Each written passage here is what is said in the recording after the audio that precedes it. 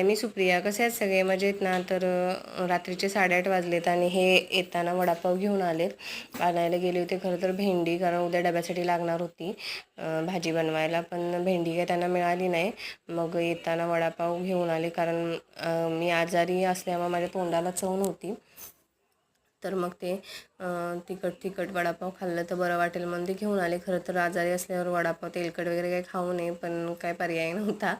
नाही ते मिताली ते क्रिस्पी आहे ना, ते वडापावसोबत मिळालं ते इथं खाते आणि स्वराज इथं टी व्ही बघत बसलाय. येताना त्यांनी दूध पण आणलं होतं. मग ते म्हटलं लगेच तापवून घ्यावं, कारण ते ठेवून दिलं तर ते तसंच सकाळपर्यंत राहील, त्यापेक्षा तापवून घेतलेलं बरं.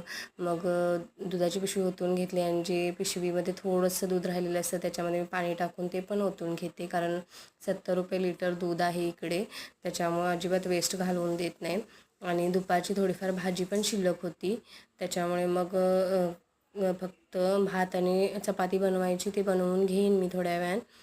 आणि इथेच मी व्हिडिओचा एंड करते. कसा वाटला व्हिडिओ नक्की कमेंट करून सांगा. चला तर मग बाय, पुन्हा भेटू आणखी एका व्हिडिओमध्ये.